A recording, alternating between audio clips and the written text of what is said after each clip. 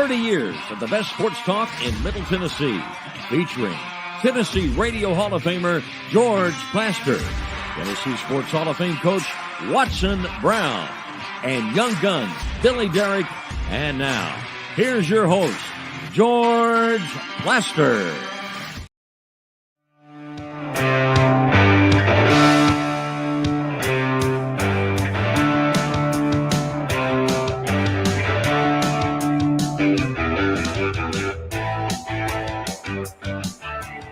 Hello again, everybody. Welcome in. It's one of the really fun sports days of the year. The day after the NCAA Selection Committee does their thing. It just always is a great time of the year as we get ready for 2.5-3 weeks of basketball hysteria. Let's say hello to Coach Watson Brown. He joins us from up on the plateau. Watson, how are you? George, I'm doing good.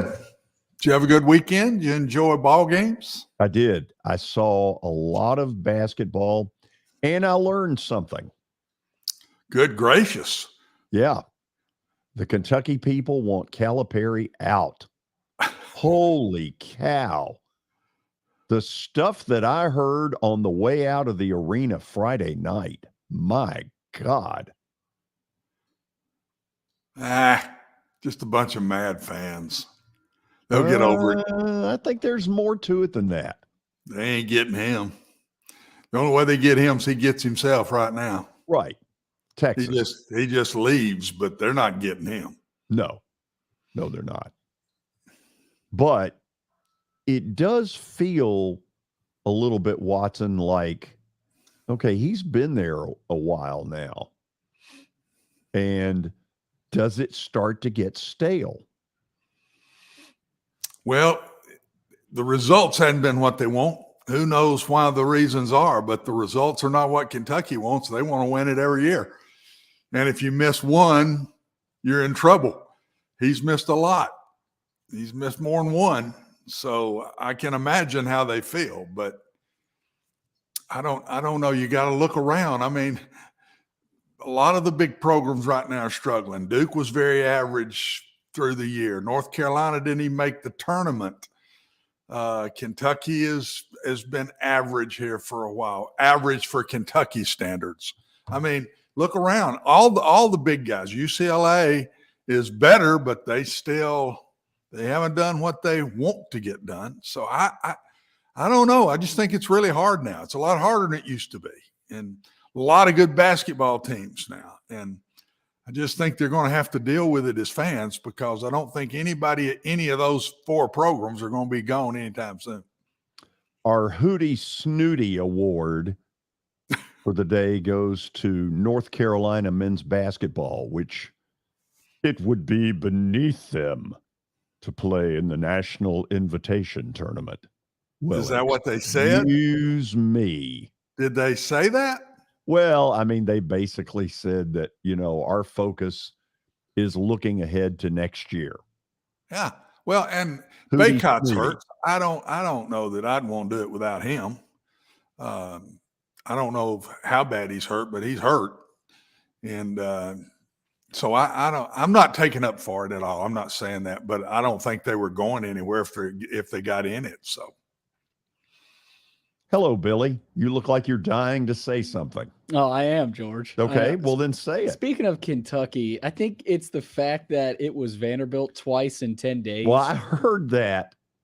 Let me say it the way I heard it. We haven't lost to them since 2007.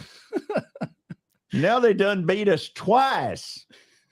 And in 2 weeks. And everyone that can't get to Rupp Arena travels to Bridgestone. And they book their hotels until Saturday or Sunday. There was a lot of that going on. Oh yeah. They deserve better though.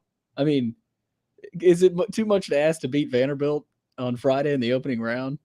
I mean, I think their fans do deserve better, but I think that hurts that it was Vanderbilt twice in a span of almost 2 weeks. Go ahead, Watson. Thing to say Vanderbilt, it's another. Vanderbilt's pretty good right now, for God's sakes. I mean, one time we're talking about Vanderbilt can't do anything. Now they're pretty good, but they want to go back and say it's the old Vanderbilt. That's not a bad basketball team they played in the quarterfinal game. Vanderbilt's hot, and it finally caught up with them. You can't win by shooting every night of the year. You've got to do some other things with it, and the rebounding finally got them. Guys, they got out-rebounded by 20 in the Kentucky game. I know. I mean, it's unbelievable, and the Kentucky fans need to understand that. Vanderbilt's shooting lights out for about 2 weeks now.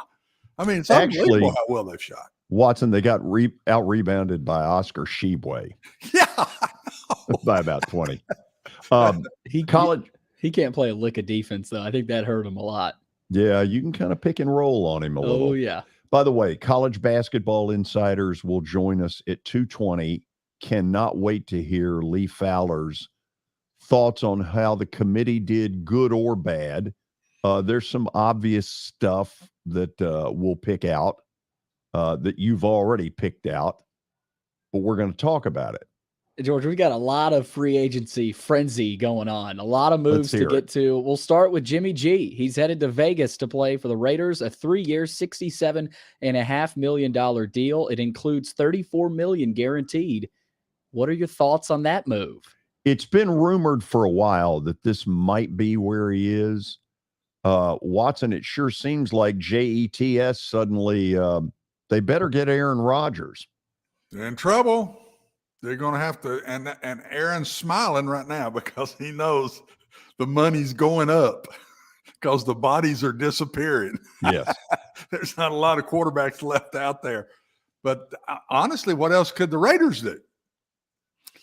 They had to get a quarterback, and Jimmy G's probably is the best one out there because of the Lamar situation. I don't get it. I don't understand it. I just don't understand why nobody messes with him. We need to have a whole segment on that again because I'm telling you, George, makes no sense to me. Look at the guy's record at Baltimore. He's an MVP in the league. The last 2 years, he's been okay, but he's been hurt a little bit. But quit giving him the ball 20 times a game. He might not get hurt as bad. Quit treating him like a running back. It feels like collusion. That's awful, though. Do you not want – is there a point where you want to win? I mean, geez. You just let a really good quarterback disappear because of collusion? I don't – man, I think I'd be thinking about my own franchise more than that. Yeah. But I don't know. And then I hear that he may not play this year if it stays the way it is. He's just not going to play.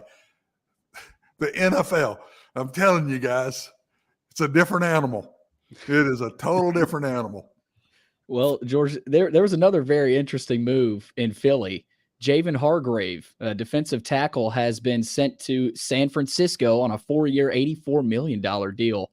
Boy, that is, David told us before the show, that's bumping up the price tag for Big Jeff. Sure is. If the Titans want to get that done. So Hargrave is headed to the 49ers like they needed another defensive tackle. Get that Austin Eckler story out there. Yeah, Austin Eckler has requested permission to explore options for a trade. He signed a 4-year, $24 million deal in 2020, and he's now entering the final year of that deal, set to make $6 million this year. So he apparently wants out of L.A. Yeah. That'd be, we'll see how it works. That'd be big for them. Another move, George. We got all kinds of moves. Mike White is heading home. The former Jets quarterback is going to sign with Miami. Of course, he's from the Miami area. He'll sign a 2-year deal worth up to $16 million, so not quite as beefy as some of these other ones. But he's going to serve as Tua's backup in Miami with Bridgewater as a free agent. Yeah. Mike White might get an opportunity. You know, Watson, when he has played, he's been pretty good.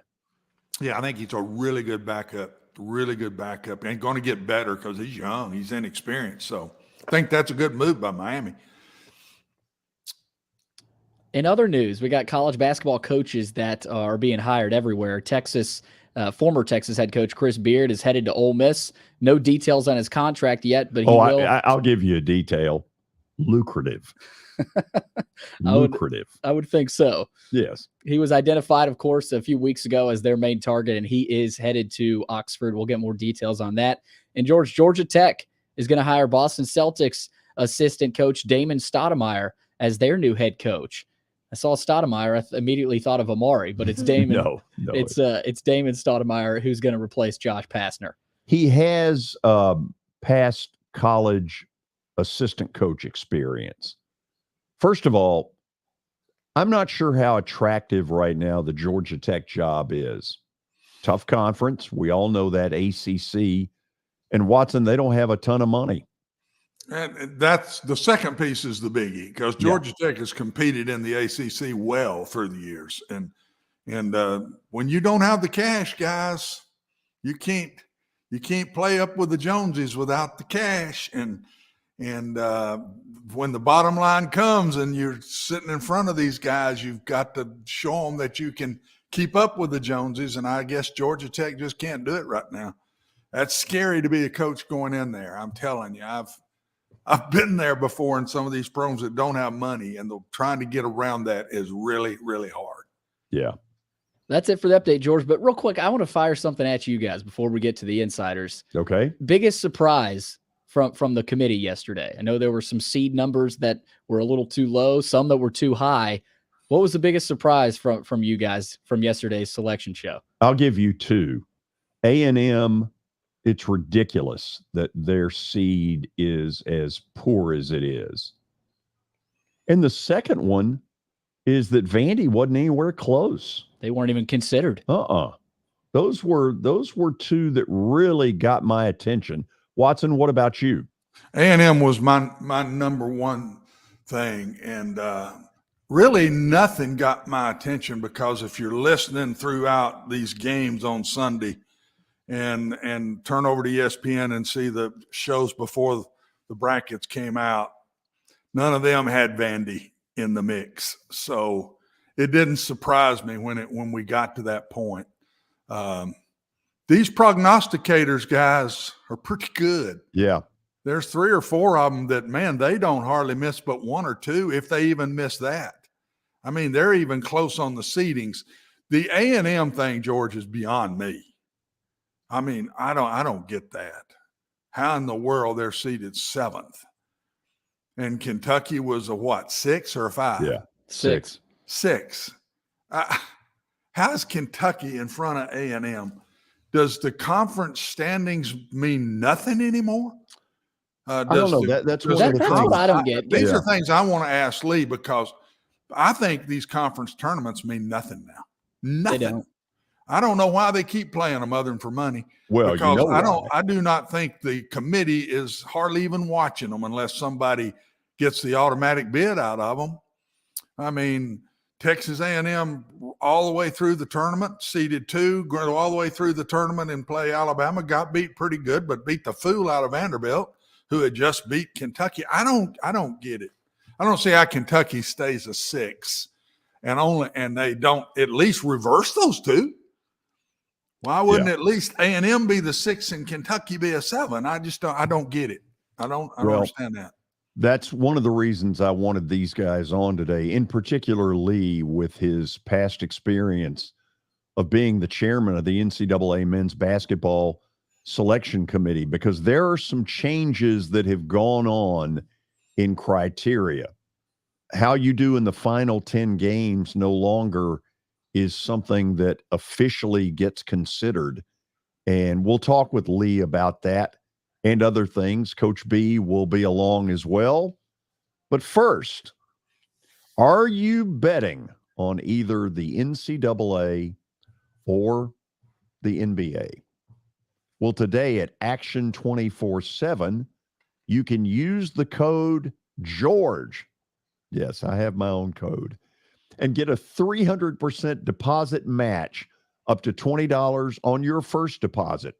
Action 24/7 is Tennessee's only locally owned and operated sports book. And I've kind of worn that one out a little bit, but with good reason. These are people located right here in Tennessee. In some cases, they are your neighbors, and they want good relationships with their customers. If you have a dispute, a claim, a question, call them. They'll get back to you. Download the app or visit action247.com to start all the winning. And please bet responsibly.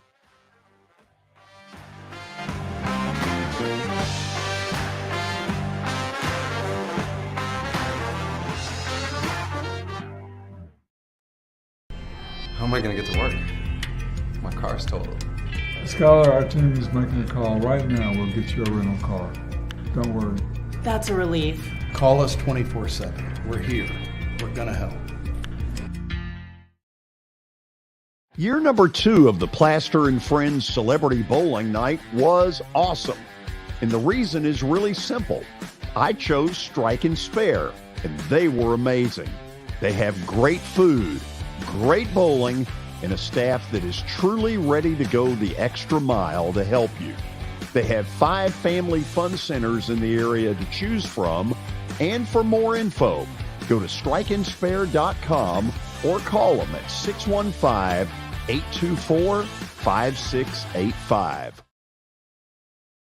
I know it's getting colder. You're not thinking about golf. However, if you're planning an event for next year, let me suggest golf through Riverside Golf Links. The course has improved dramatically. It's perfect for hosting a corporate or a charitable outing. They've got everything in place to make your event a rousing success. To get more info, call 615-847-5074 or go online to riversidegolflinks.com. In honor of the NCAA men's basketball tournament, the George Plaster Show will hit the road Thursday, March the 16th and Friday, March the 17th at the beautiful Fordyce Center in Bellevue. If you've never been out there, you're in for a treat.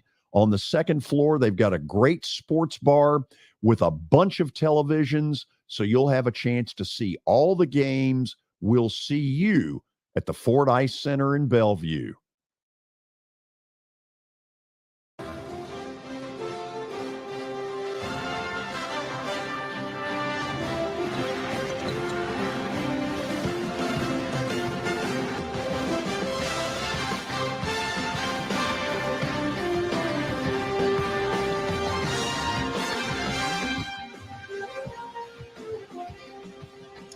You'll probably hear that music a few times over the next couple of weeks. If you're one of these basketball junkies like me, you'll have that thing memorized by the time we get to April 1. So the college basketball insiders are going to join us as soon as I say that. I don't see Lee, although I know he's there somewhere, and we'll get him in here in a minute. And then Coach Ron Bargatze should be joining us as well in the next few minutes. So we both, Watson, hit on A&M seed. Any other that you think they badly misplaced? I thought this was a decent, clean one, George, to me. Some of the ones they had as first 4 outs really didn't look like they were all that close. Yeah. So I don't know enough about Nevada, but when I saw Nevada pop up, I said, uh-oh, because that was one of the first 4 outs forever and more toward the bottom of the first 4 outs. But when they popped up there, I said, that's going to knock some out for sure. But I thought it was pretty clean. We were all disappointed because of our hometown team, Vanderbilt, not getting in. But really, I thought it was pretty clean. The A&M was just out of – I really won't talk about that one to these two guys because that's the piece I don't understand right there. Okay, Lee Fowler joins us.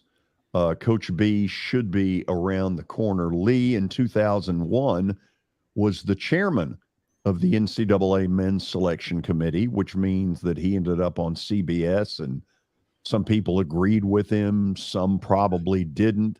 Nobody would want this job for a living. And it also meant he was a lot younger in 2001. Wow. Okay. Lee, how did that feel? That's a few years ago there, my man. That was tough. My wife says the beard makes me look older, so Watson's telling me that it does. That's why I don't have one, because I promise you, I'm old. It's actually 02, George, when I was chair, but it was close. Oh, there you go, George. Get it right. In the way of a good story. You made him a year older. That's right. It was in Atlanta, And as you well know, Gary Williams, Maryland Terps won that year. And to just talk a little bit about what I've been listening to you guys talk about, there are rules in the committee room that you can move as much as 2 lines in seating to make brackets more equal. And so that could have happened. Kentucky may have had to move up a line, and A&M may have moved down a line to make something work.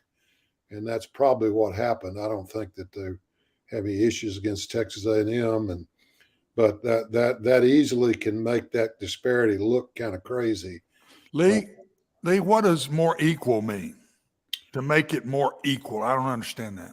Well, they're trying to equal the brackets out as far as numbers are concerned. Each time you go 1 to 4 and then 4 to 8, and then you go back the other way and back the other way. So you're trying to come out and not have any more disparity than in the first 4 lines. Is the major ones you want to make sure don't have a lot of disparity. And I think last night the numbers were like 32, 33, 35, 37 in the first 4 lines. And you're trying to make the brackets equal to what you thought the teams starting out 1 through 68. So those kind of things, it could be something happened and they didn't want them to play each other before the regionals. So there's a lot of reason to move people around just a little bit. And that, and really you only play maybe a team 1 line better or 1 line worse by being a 6 or a 7. So it's not as big a deal as it looks like. But I think the thing about Texas A&M being lower than Kentucky, number 1, and also most people figured they'd be in the top 20 teams anyway, and that would be a fifth line. So they probably moved down a couple or 1, and Kentucky moved up because of some rule or regulation. It's a lot easier now than it was when I was there. We did everything by hand, including the votes. And now everything's done by computer, not to let you get into. So we had to check and recheck to make sure certain things didn't happen. Now the computer won't let those things happen. So the computer could have moved them a line or 2 either way. Lee, talk a little bit about one of the things that has gone out the window that was a staple of the committee for years, and that is how you finished in your final 10 games. Why did that go away? Well, I don't know for sure. I think that they got into talking about the whole body of work, and I think that is important, who you play. I think that means more about who you play in non-conference and who you beat non-conference. But I think what happened is they felt like that may be a little unfair. I don't know why. I mean, I talked to 2 committee guys today, 3 guys that used to be on the committee, and we're going to discuss that as alumni group with the committee, how important we think that is, because at least when we were on the committee, we wanted the hottest teams going into this week, and the teams that won the most out of their last games, if they qualified overall, then we wanted to make sure that had some impact on it. And it still can have an impact, but it's not one of the principles you have to follow. So that kind of took that out of there. I don't know why it was taken out. It may have been taken out because people just felt like that. But George, as you and Watson know, the last 10 games are being played against light competition, same budgets. You're playing conference games. So those games should mean a whole lot more to you than games you play early that the team may end up having a great season and you beat them. But when you get into conference play and you're playing down the stretch and in your tournament, we think, us old guys think that's real important. Coaches think that's real important, how you finish the season. So I don't think that was looked at much at all last night. And there are a lot of new guys on the committee. There's one lady, 12 committee members, and Bernadette's been there forever. She's a Georgia Tech, North Carolina grad, but coached at Georgia Tech and was at the ACC office. Now she's A10 commissioner. But the 11 guys, I think there were 5 or 6 that are first year on the committee.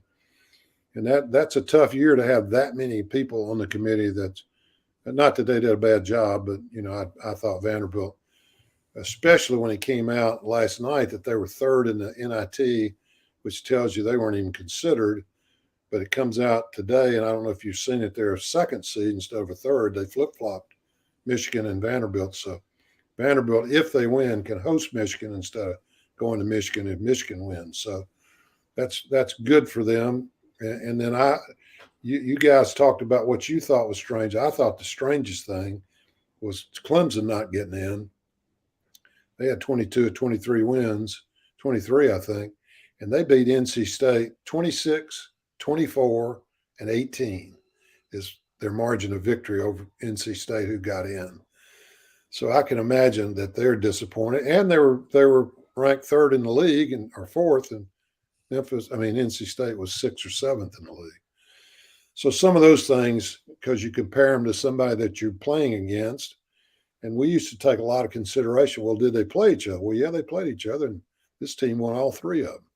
Now, you may not have been comparing those two at the time, but you have to believe you were, because NC State's in a play-in and Clemson's second, I think, seed in the NIT. So that's a little bit different, but it kind of gets a life of its own when you're sitting in a committee room talking and things happen and somebody wins, somebody loses. Watson's, I think, right. Unless you have a real bad loss, it doesn't really affect you as much as winning the games. You don't want to lose first round, but if you get to the semis or the finals of your tournament, it shouldn't hurt a bigger conference team. So it is for making money, and it definitely showcases talent in certain leagues. Watson, if you've got one, go. If not, I do. It looks to me like, Lee, being just looking at this in a common sense way, I think they're not looking at the end of the year as much, and they're looking at the overall record. So these early games that you're playing, the way it looks to me, are very, very important, and people need to spend a lot of time on their non-conference schedule, philosophy of the non-conference schedule, and window, and make sure your players understand these are dadgum important games. I've said for years, basketball's so different from football because the early part doesn't mean as much as it does in football. Well, I'm not so sure this year that it did. Yeah, because I'm seeing people like Clemson, Vanderbilt, that didn't start off great, but really got hot, and it didn't help them. So the early schedule, they had to be going by format to do this. And if you've got that many new people on the committee, I'd say you're really going by format, because they're afraid to step out themselves being brand new. I could understand that. So everybody better be looking at their non-conference and their early schedules, because I think it really hurts some teams. Well, I think it did, and I think it pretty much always does. If you play some teams that they don't feel like you should play and you lose to them, that really hurts you. But they're teams that it doesn't look like it's the same. I mean, South Carolina beat somebody late in the year, Auburn or somebody, or I can't remember who it was. Georgia beat somebody late in the year, that maybe A&M, and it doesn't seem to hurt those teams, but it really hurts preseason. So, and Watson, my biggest gripe about it is we've given this new deal where you can transfer and play right away. So we're giving these kids the opportunity to do this, but yet we're penalizing them if they're not a great team when the season starts. So you would think the last 10 would mean more now than it used to, because teams have to become teams, and then you want them, the teams that are playing the best at the end of the year. So it's really kind of confusing that they've taken that out, and they need to revisit that, I think, because of the way the transfer rule is now. I would even go to the point of saying the first month or the first so-and-so number of games don't even count, and then start, because how in the world Vanderbilt loses to Grambling? If they played Grambling this past week, they'd probably beat them by 30. I mean, I just don't understand how you could go that far back. That's a long time ago, and knock somebody down for something that happened like that. But to me, they are, because I don't think these tournaments they looked at very much.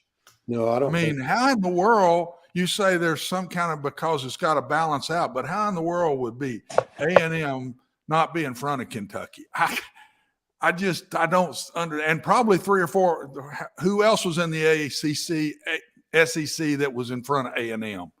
I know Alabama is and should be, but in Tennessee. I don't think anybody else should be in front of A&M in the SEC myself. Now I know they had 9 losses, and but those were all again early losses. Yeah. To me, Lee, and I just think they need to look at this thing differently, especially with all this transfer stuff going on. Yeah, I think that they're definitely looking at the early part of the season and giving it weight. And of course, I don't agree with margin of victory has a lot to do with net. Nope. Because I mean that just gets people to want to beat somebody to death. I know football does that in their ranking system about how bad you beat somebody, but I've never have thought that should be that important. It's just winning or losing. Yeah, but they only go so far with that in football, Lee. If you beat somebody 35-7, they don't give you more credit for beating somebody 52-7. I mean, they do cut it off at a level in football. Okay. I know that, Yeah. But I don't know. I'm just frustrated that I don't think they're getting the best teams all the time by the way they're doing it, and they need to relook at it. Even though I think by what their format is, they did a pretty good job with it. But they need to change some of the format to me. Yeah, I think they followed their rules. Yeah, I do too. I think the whole thing about committee work, and we try to do this, is that when the committee's over, we try to sit around an hour or two and talk about who's in, who isn't in, and come up with what people were going to have problems with. Well, it's pretty apparent to me that Clemson was going to be an issue. I mean, you can't imagine that they didn't know that. And did they know that they'd beaten NC State 3 times by a bunch? Now, they'd probably say, well, we weren't comparing those two. Well, it seems like they were, because those are all in that final 8 trying to get 4 teams in. So some of that stuff, but in a year where you got very few veterans, and I thought it was interesting, George and I talked about this morning, that the NIT chair, if you watched that last night with Ren Baker, he made a point to say that this is the committee that has ex-coaches on it. We have over 2,500 wins in college basketball on our committee. And I thought, well, that's interesting. I bet the NCAA doesn't appreciate him saying that, because I'm not sure there are any wins or very many wins on the main committee. So that's important to coaches. I can imagine the NABC, the coaches group, will have some things to say, and they meet every summer. They go to the summer meetings together and talk about things they have issue with. So I'm sure that comes up and goes down. But of course, their biggest push is just get more people in. Next year, Ren Baker will be on the committee for concessions. Let me bring Ron Bargatze in real quickly. Coach B, what was your biggest surprise from last night's pairings announcement? Well, let me touch on one thing that Watson said that I agree with totally. And he talked about late season. You may have already talked about it today, but with the transfer portal as it is and NIL in play, then many coaches are having to rebuild their rosters very early on. And I think it's totally unfair to overlook the fact that you're coaching a much different team, many cases, late than you are early. So I don't think you can do it both ways, and I think they're trying to. Give me, what was your biggest surprise? Oh golly, I always have 4 or 5 surprises, and you asked me this morning who I thought the best double-digit pick that I would take would be, and that would be probably Utah State or Drake, either one. I think can certainly make some noise. Both of them are really good teams, well coached, different styles. But I don't know. I think Kentucky's seed was probably my biggest shock of the whole pairings. That it was as good as it was? Yes. Especially when they were beaten twice late in the year by teams that Vandy beats them twice late in the year, and for some reason those 2 wins that Vandy had against Kentucky didn't matter. That's right there. What I don't get, why doesn't that matter? I mean, they lost to a Vanderbilt team that wasn't even considered in the field twice in the span of 10 days. Well, if they went with kind of an equal weight, guys, that Grambling loss early in the season had to be a real killer as far as the committee looking at them. Yeah, and Grambling wasn't the Grambling that they normally are. I think they ended up with 18 or 19 or 20 wins. And the schedules those guys play is all for money in the first 8 or 9 or 10 games. Right. So they were better this year than the Grambling records were, and they played a lot of people and upset some people, and Vanderbilt was one of them. And Southern Miss, back when they beat us, I thought that was a bad loss. Well, they had 25 wins this year. I mean, they're in the NIT and won the Sun Belt, so they were a good team also. Yeah, they'll play, I believe it's UAB in the NIT. We're going to go to the break, and then we'll get into some of the matchups, what these guys think on Tennessee's front, SEC front in general. So stick around. This is the George Plaster Show.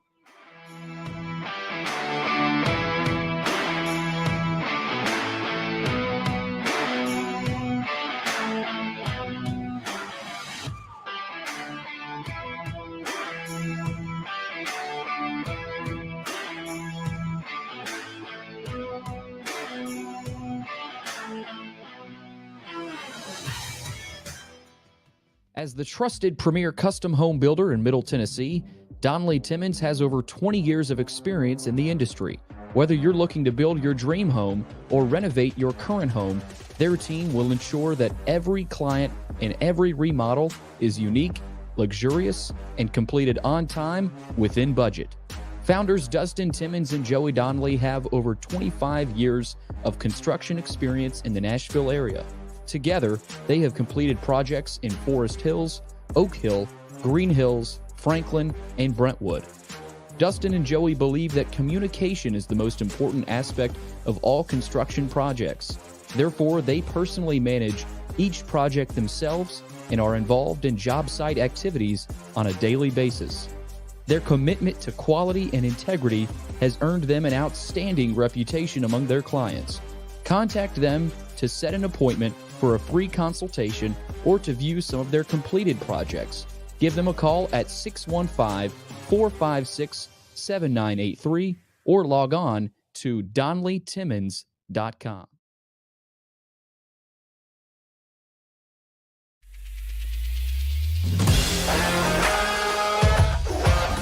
Hockey in Music City just hits different.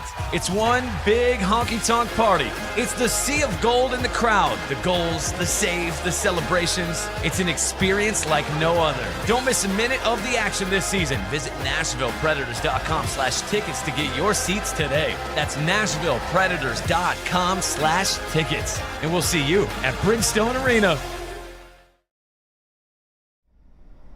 Jody Jones has as nice a dental facility as you'll find anywhere. Let's go in and take a look. Are you in the market for a new dentist? Maybe you're new to Nashville? Well, the place to go is Jody Jones Dentistry at 55 Music Square East, and their new facility is absolutely state-of-the-art. Jody mixes quality with comfort for the perfect dental experience. He's trusted for his creative design and committed to both the function and aesthetics of your smile. Jody is simply the total package. Don't wait. Make an appointment now at 615-259-5100. Family owned and operated for more than 2 decades, Alaco Fine Wood Floors is Nashville and Middle Tennessee's choice for premium quality hardwood floors. Since 1995, Jimmy Alaco and his army of employees have embodied the approach of taking pride in one's craft and providing superior customer service, growing from a one-man shop to a team of 23 professionals who share the founder's passion for quality craftsmanship and customer satisfaction.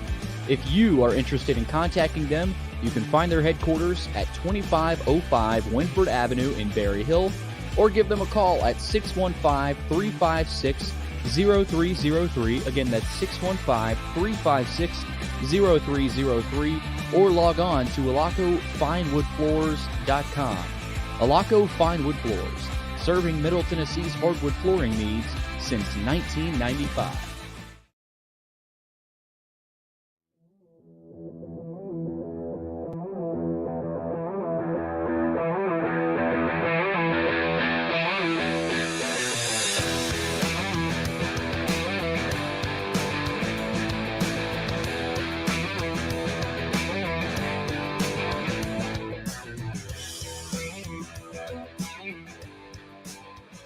Well, it's a Monday afternoon after the announcement of the tournament pairings, and we have the college basketball insiders with us, former NCAA selection chairman Lee Fowler, Coach Ron Bargatze.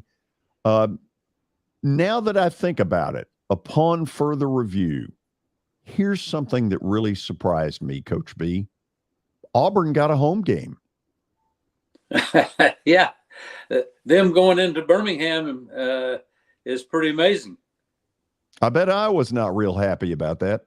Well, exactly. And, you know, that the suspension Bruce Pearl had no long-lasting effect.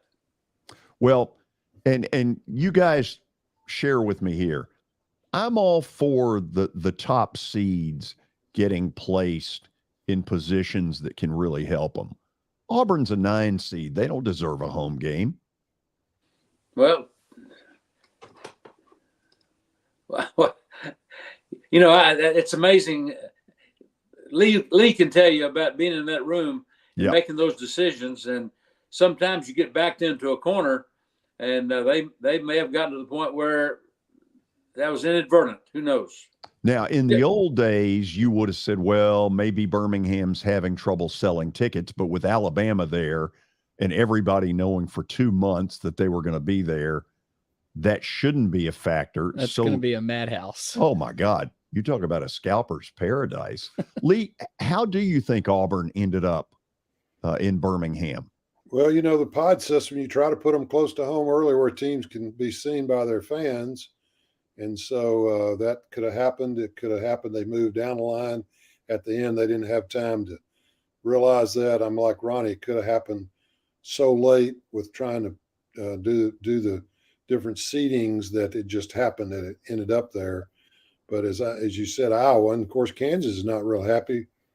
They felt like they should go to Kansas City, that they should have been a higher number 1 seed, but they're going out west. So, you know, some of that doesn't make a whole lot of sense, but as everybody, you know, you got to play on neutral court. Some of those aren't real neutral to start out with, but I would say Iowa. I mean, I've got Iowa beating Auburn, even playing in Birmingham. I just think that, you know, teams that are good teams and go into a place like that, but it doesn't make a lot of sense. But there's always something like that happens where somebody plays somebody that you think, you know, they left that school and they were mad at them, but that had nothing to do with the process. And you look back at it and you see those things. Although we can't forget, all the Alabama fans already in that session are going to be cheering for Iowa. So Iowa might have more fans there than we expect. That's a great line, Billy. Yeah. Thank you. So let me go to the Big Orange for a second. Do either one of you have a confidence level right now that they can make a long run? Coach B, let's start with you. Well, it almost depends on their guard play. Tyreek Key has come away from the basket more involved in their backcourt, as you see him right there. I think he's a player that got pushed aside a little bit by some veterans and maybe where they used him in their lineup. And as long as their point guard was healthy, I don't think it made a big difference. But now it does.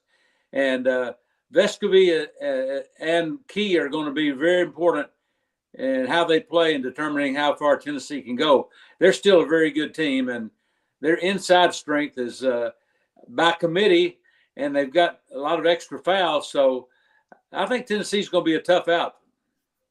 Has it reached a point where for them to make a run that Vescovy has to hit 4 or 5 threes in a game? Well, yeah, if their inside guys on the block were more of a scoring threat, it would help Vescovy a good bit.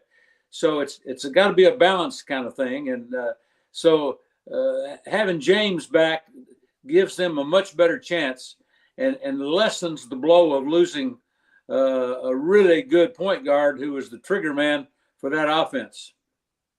Lee, got any thoughts there? Well, I don't think they got helped by the grouping they're in. I think Louisiana's a really good basketball team. They'll play them well. I think Tennessee will win, but I also think Duke's going to win. And so Duke and Tennessee play in the second round. That's not a good – with the way the teams are playing right now, Duke's really playing well, and Tennessee struggle from time to time to score. So it's not a good pairing for them. And, of course, Purdue's in that if you beat them, you may have to beat Purdue the next game. So they've got their hands full. They'll have to shoot it well and be good offensively to get past the second and third round. What has caused Duke to take off? Well, I've watched them a bunch. I think that they've matured through the year. Their guard plays improved. They've always had, but they're freshmen now that are all the way through their freshman year. Their best player is really a good player, and they have good. I mean, they're 9 deep. I mean, they can go at you in a lot of different ways. So believe it or not, I've got them going to the Final Four, which doesn't say good things for Tennessee in the second round, but. I think they're playing as well as anybody. I think they expect to win. I think they build their teams for the NCAA tournament, and so they're going to be really a tough out. Watson, if you've got a couple of things you want to throw at them, let's do it. Well, interesting because that was exactly what I thought. I think Duke was my pick to get to the Final Four that everybody wouldn't have picked. When I watched them play this weekend, and I watched them play earlier in the year, Lee, a lot of those guys weren't playing. They were hurt.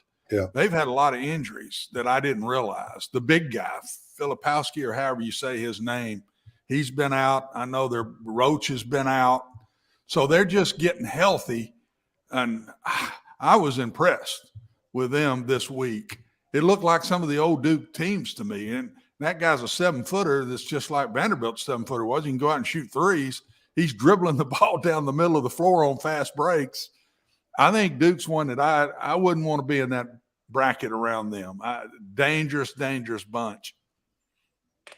Yeah, I think the big thing about Duke is that, they played a lot of people. So they've got a lot of backups that have played a lot this year with those guys back. So I think it helps them a bunch. And like I say, expectations are big in this tournament.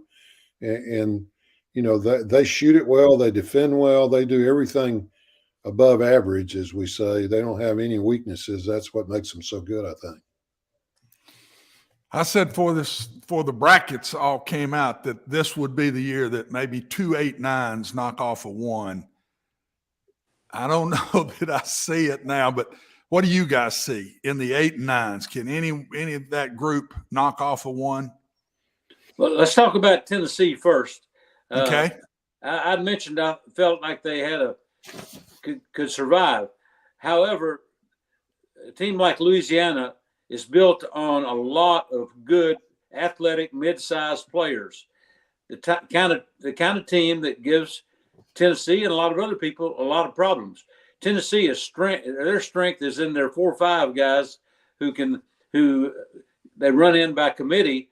And it's going to be a tough advance for them, even though I think Tennessee would have a decent chance to beat Duke.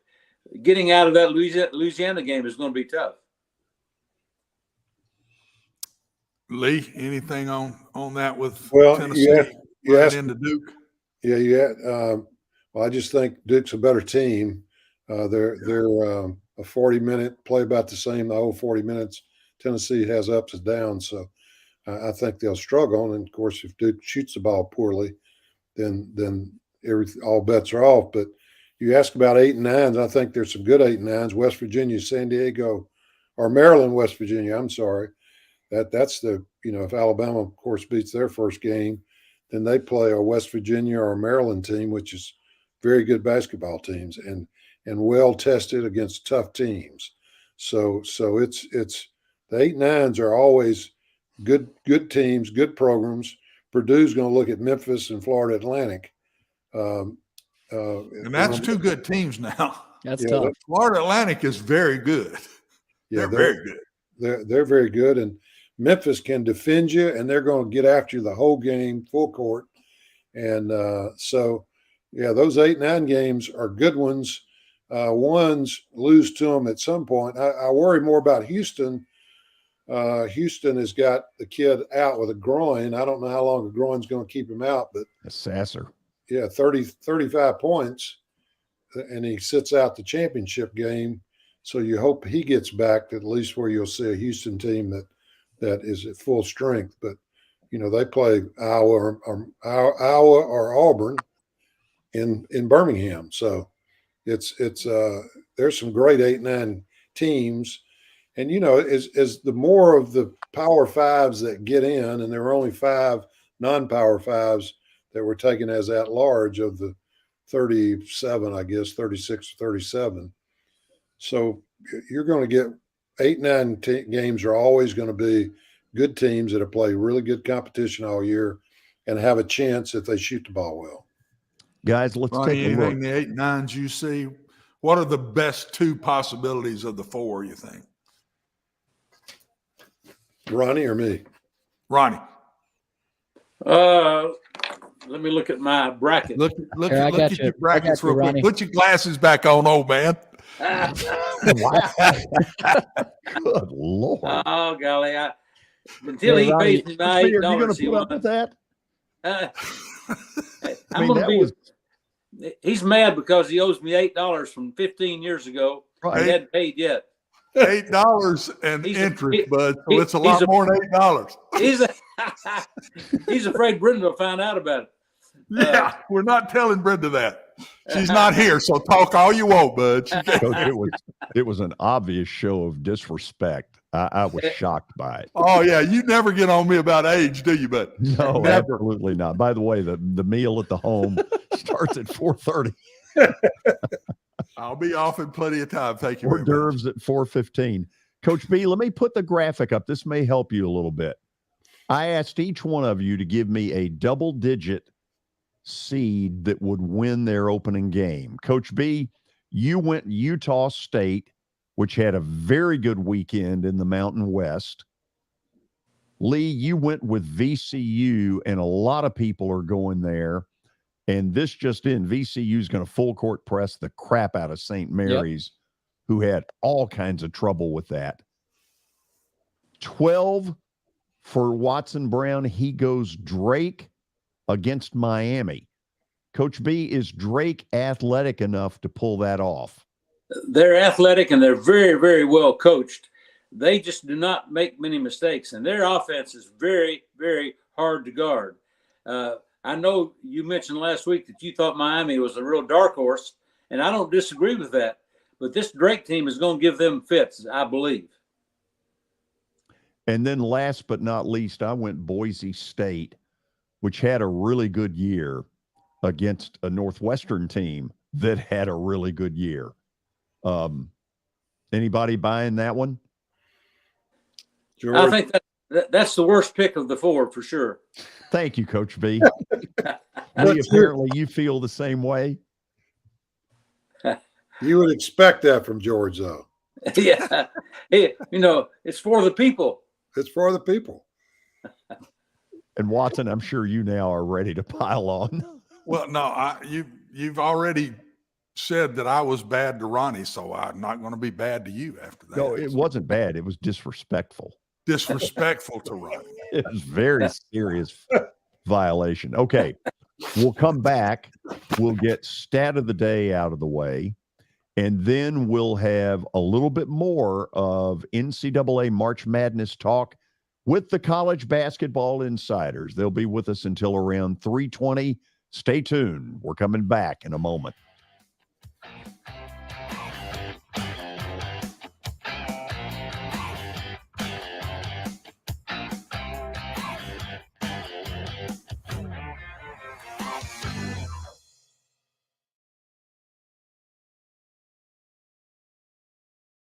Hey, thank you for meeting with me today. The insurance company has made an offer. Already? Wow. They've offered you the entire policy. Thank you, Blair.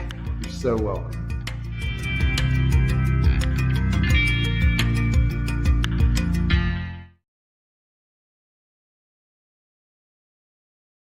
Forget the fact that Sir Speedy Music City is owned by my BGA classmate James Warren.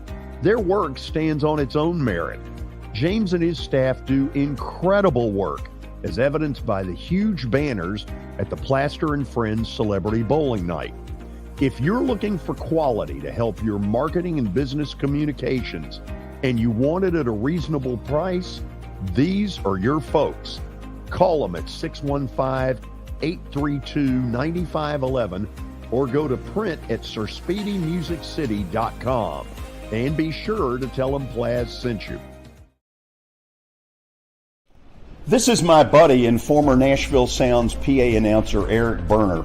I always laughed in the old days at Greer Stadium when I would walk in, Eric would immediately play my favorite song, Van Halen's Jump. But then I learned he actually has a real job with Rockcastle Wealth Advisors. Yeah, George, that's what I do. I help people in the pursuit of making their money live as long as they do. Everybody's situation is different, so I use a customized and individualized, personalized approach to the person I'm working with. Old 401ks, retirement planning, insurance planning, inheritance planning. Those are things that people like to get some more information about. One of the things I find is people don't even know where to start, and that's where you come in. Yeah, so I can usually help people with an initial phone call or meeting that is a no charge and no obligation. And I'll bet you have a phone number and a website. I do, George. They can call me at 615-235-1058 or rockcastlewealth.com or Eric at rockcastlewealth.com. Welcome to John English Antique Sports and Cards, located at 204 East Depot Street in beautiful downtown Shelbyville, Tennessee.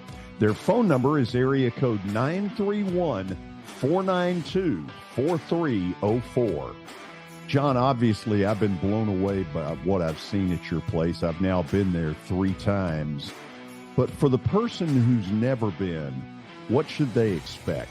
Well, we have a 3,000 square foot store, George. Half of it is vintage cards in all sports, and then half of the store is, a lot of people call it the museum, where there's a lot of early equipment and just the history of sports in general: baseball, football, basketball, golf, tennis, and other items.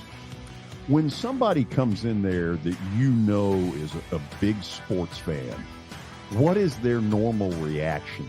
Well, I think that they're pleasantly surprised, and of course, being in Shelbyville, Tennessee, which is a small town that you would never expect a shop like we have to be in.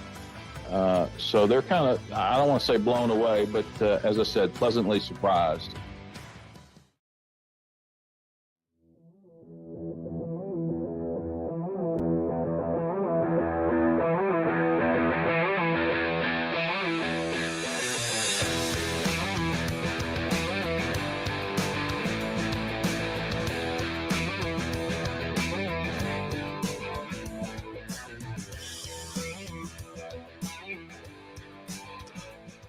Welcome back in. Final segment of the first hour before we resume with College Basketball Insiders. We got to get to Stat of the Day, brought to you by John English Antique Sports and Cards in Shelbyville. Give them a call at 931-492-4304, or you can find them out in Shelbyville at 204 East Depot Street. They're open Tuesday through Friday during the week, noon to 5, so go find them if you're a sports fan. Okay, let's check out Stat of the Day, see what David's got cooked up for us. And I think it's a college basketball-themed question with March Madness coming up here. It's been rolling on, and it is. There have been 9 players to score more than 300 career points in the NCAA Tournament. Can you name the player who has scored the most points in NCAA Tournament history? Ooh. Well, let's bring them all up and debate the question a little bit. It's a heck of a question. What about Kareem, who was Lou Alcindor? Kareem don't. Did he only play in 2? We're just going to talk this through a little bit. He would have played, I think, in 3 tournaments. And so you've got scenarios where a person could have played in 4. Coach B, would that bring us to somebody like Christian Laettner? Well, he's one of the first guys I thought about when I saw the question come up. Jack Givens, I don't think played in enough. He had a phenomenal game. 41 in the finals, against Duke in the final. And you got to think about the teams that are there all the time. I mean, North Carolina, Indiana, Kentucky, some of those teams. But UCLA, would have to be considered, even though Kareem played only 3 years, he would have to be pretty good because of how many he scored. Here Maybe would be some the other difference, UCLA though, Coach B, players. you only played 4 games back then. Yeah, that's the difference. Yeah, that's a good point. That's a big difference. Yeah. Lee, what was the first one that came to your mind? Well, I figured it had to be somebody on Duke's team that played, 6 games. They played in the most Final Fours and the most. So I'm thinking it's somebody like Laettner or somebody that played and went all 4 years and played 6 games for all 4 years. So that would be my guess because they've been there the most. Okay. Are we ready to reveal? Do we have a final guess? I'm guessing Laettner. Very quiet. I guess it means Laettner. Let's see who it is. Lack of confidence. Let's see who it is. Nice.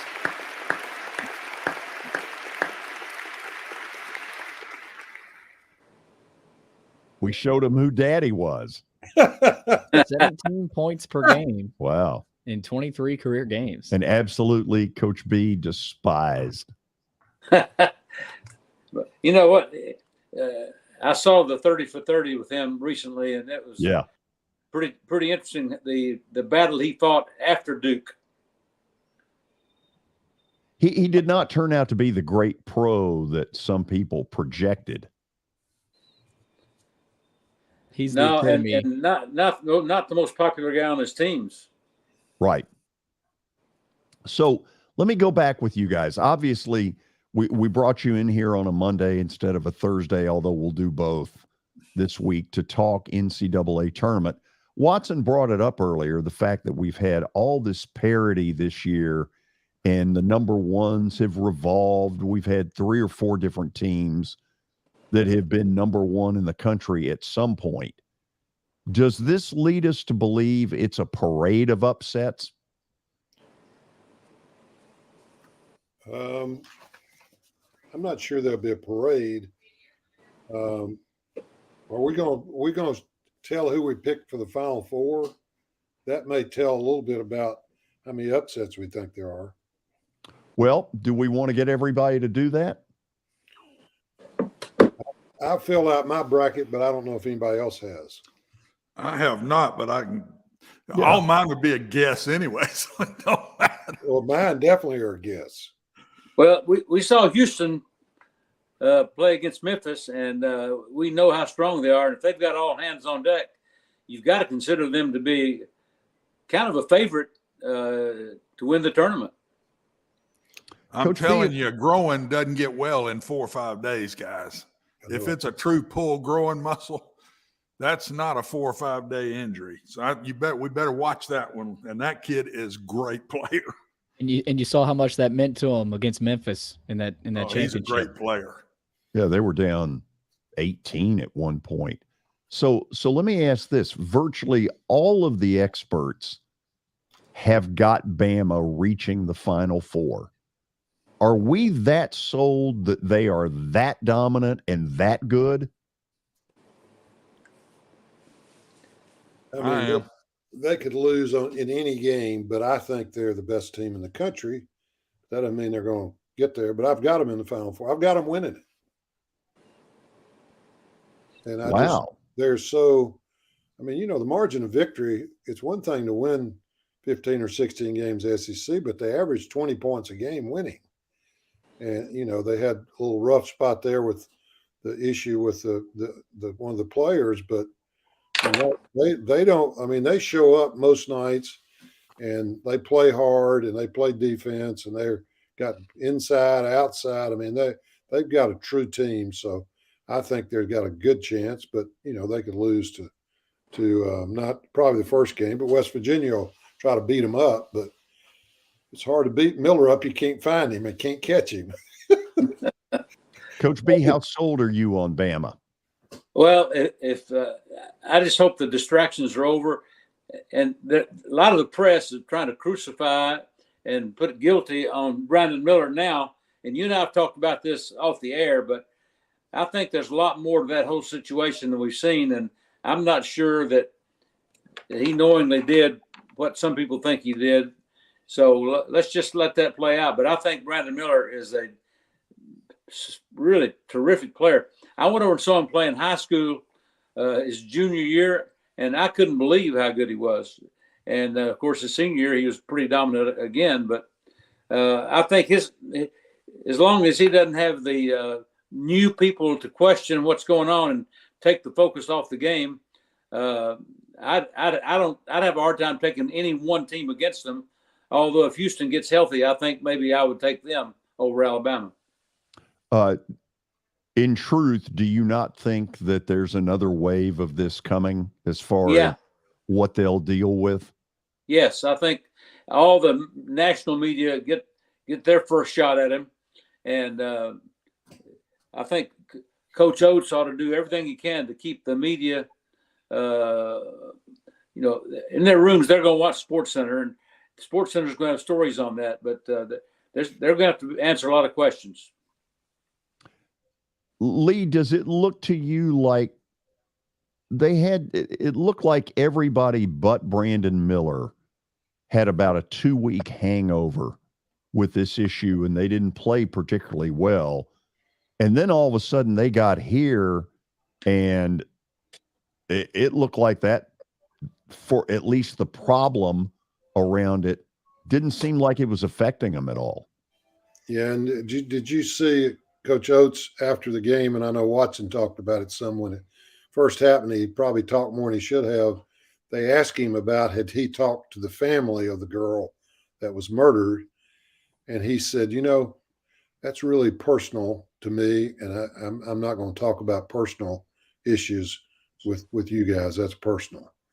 So I think he's gotten to the point where he feels comfortable with answering questions, or maybe not answering questions about the issue, and he knows it's going to come in. He knows it's going to be a question that's asked, but it probably won't be asked that much in Birmingham the first 2 games. But after that, when they get to the regionals, it'll be asked more and more. And the NCAA asks you to bring certain people to the room afterwards, so you got to bring whoever they ask you to bring, and you can bring others, but you got to bring who they ask. And if he has great games, I'm sure they'll be asking him to come to the media room. Yeah, I wonder who that player will be after these games, George. Yeah, I think we know. So let me ask you guys this. We talked early in the show about A&M having a poorer seed than they deserve, and that maybe Kentucky should not have been seeded better than A&M. Do you see either one of them making a serious run that's deep? Coach B, let's start with you. I don't think so. I think there are some deficiencies there. A&M can go on really big scoring droughts sometime. We've seen what Kentucky can do on the negative side. I'd be surprised, definitely surprised, if either one of them maybe Sweet 16, but maybe fall short of that even. Okay, help me with this. What is the Texas A&M feeling based on what you saw yesterday? No, I just think they've had some spotty games. They had a little lull in the middle of the season, and if you have great guard play, you have the best chance to advance in the NCAA tournament. And I'm not sure that they have great guard play overall. And they also got Penn State, and that'll be a war. And then they play more than likely Texas the next game, and we know that'll be emotional.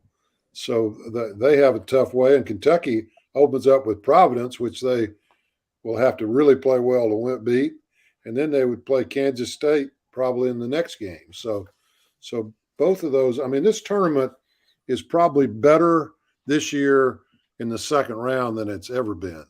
I mean, there are some really good games first round, but there are a lot of good games for the second round, and usually people kind of cakewalk to the Sweet 16 if they're really good. This year, I think that's going to be different. I think there are going to be a lot of upsets in the second round. Is there a Raleigh Massimino team in the tournament?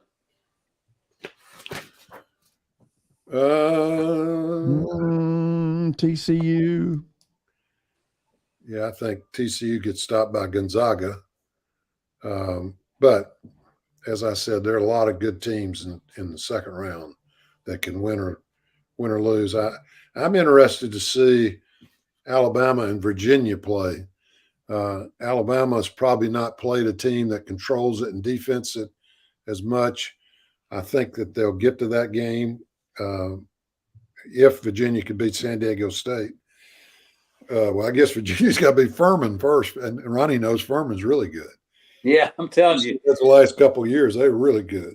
And so it's going to be what most people might consider upsets. I think there's some really good teams in this tournament that people don't know are really good teams. And Ronnie's talked about Drake. And Bradley's really good. And, I mean, there's some really good teams. Watson, give us one last on your end, and then we'll see how everybody's Final Four shook out. I don't have the Final Four, but my team to watch is Connecticut. I don't know if y'all have watched them. I've saw them play 2 or 3 times this year, and I think they're really good. They're good inside. They're good outside. They've got some older kids. I really like Connecticut. I don't know how far they'll go, but I think that's going to be a hard out for everybody that plays them. Any thoughts on them, guys? I've got them losing to Kansas in the Sweet 16. I've got them going to the Final Four. Whoa. Yeah. Well, That'll I think tell they're you how pretty good I daggum think good. they are. I haven't studied the brackets like I will as the week goes on, but Duke and Connecticut are the 2 teams that I see that everybody kind of forgets about. And the other one to me, guys, the third one that I had was Gonzaga, because they don't have the heat on them like they've been having it. Everybody don't think they're as good as they've been being, and I'm telling you, I think they're pretty good. When I watched them play St. Mary's the other night, they just beat the fool out of them, and St. Mary's is pretty good. And, is there a better player in the tournament than Timmy? I don't know that there is. I think the 2 top players in the tournament are Brandon Miller and Timmy. That's the 2 best players in the tournament, in my opinion. Coach B, let's tell it like it is. Gonzaga's not going anywhere. Well, they're not as good as they've been the last couple of years, but don't be surprised. They're a fraud. I'm telling you, for a long time. They're getting to relax a little bit this go-around, guys. They're going to be the underdogs some. They're the product of a weak conference. Watson, that road trip to Portland and to play the San Diego Toreros. This means they're San Diego Toreros. I didn't know there was such a Torero. What is a Torero? I don't know, but I think that's one of their team nicknames. What's San Francisco? Before you go to the Final Four, unless you're going to do it like, who's the best conference in the tournament? Now that you've seen the seeds, who's the best conference in the tournament, guys? Top to bottom, who's the best conference in the tournament? I like the Big 12. Yeah, I like the Big 12 too. I think just seeing the SEC, the Mississippi State, Auburn. I mean, they were going the wrong way at the end of the year. 3 or 4 of those teams were, and I think they'll struggle. Those other teams in the Big 12 have just been rock solid the whole year. How they play, how they defend, how they score. I mean, they're and are well coached. I mean, I think the SEC is getting there, but I still think the new coaches have got have a couple more years to get them up to snuff to what the Big 12 does. And, Jordan, and is take the us to Big the Ten final. overrated, guys? I always think it's overrated. I think that, but I also like their style of ball is what wins in the NCAA tournament. That's the one thing I think they have an advantage. They referee that league, let them play a lot more, let them bang, knock, and that's what you're going to get in the NCAA. So I think they usually do okay in the NCAA tournament because they're used to that kind of officiating. Everybody else doesn't do that as much as they do. Okay, last thing. Lee, give me your final four. Final four, I got Alabama, Duke, Kansas, and Texas. Ooh. Boy, you and I are close. Coach B? I wouldn't disagree with Alabama and Duke, but I'm going to say that we're going to have I'm going to give you a kind of a dark horse. I'm going to bring Xavier into the mix. Adam Kunkel. Adam Kunkel. And a great I thought they played within themselves and with their style, their Forster style on other teams very well. So I'm going to give them I like Kansas. I'm going to take Xavier to be the dark horse out of the Midwest, and Duke and whoever left out. Alabama. Hey, what about Tiger Campbell?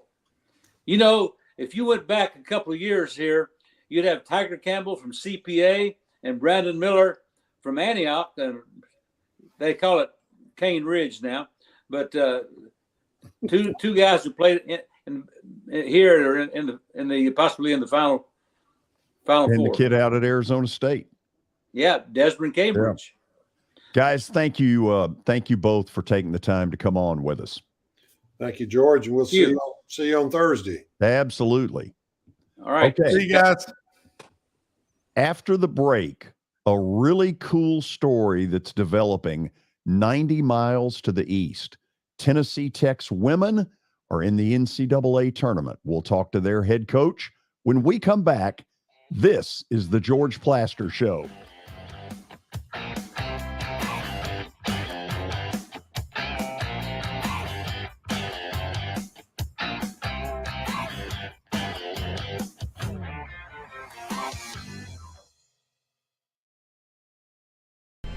How am I going to get to work? My car's totaled. Skylar, our team is making a call right now. We'll get you a rental car. Don't worry. That's a relief. Call us 24/7. We're here. We're going to help. Year number 2 of the Plaster and Friends Celebrity Bowling Night was awesome. And the reason is really simple. I chose Strike and Spare, and they were amazing. They have great food, great bowling, and a staff that is truly ready to go the extra mile to help you. They have 5 family fun centers in the area to choose from, and for more info, go to strikeandspare.com or call them at 615-824-5685. I know it's getting colder. You're not thinking about golf. However, if you're planning an event for next year, let me suggest golf through Riverside Golf Links. The course has improved dramatically. It's perfect for hosting a corporate or a charitable outing. They've got everything in place to make your event a rousing success. To get more info, call 615-847-5074 or go online to riversidegolflinks.com. When the Nashville Predators return home on Tuesday night, March the 14th to take on Detroit, it's another of those college nights, and this time it's the Auburn Tigers. So Auburn students, alums, and fans are invited to celebrate.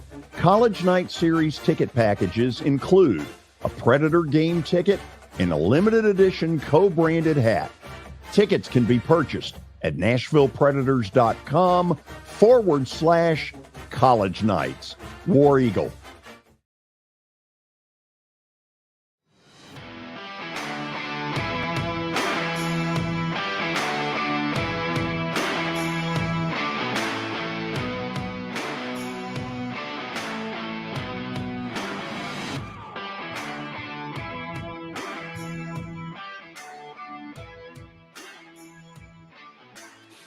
Watson, we're headed up to Cookeville, and not just to say hello to you. That's right. A little pride and Cookeville right here, buddy. Yeah, let's get a little of that in there. I think for sure we know who's on the right side of that picture. Allison Clark, how are you? I'm great, George. How are you? Good. Would you like to play broadcaster and introduce your head coach? Absolutely. I would love to. This is head coach Kim Rosamond, and she coached at Vanderbilt for 9 years. So we have a great connection too, because I grew up a diehard Vanderbilt fan.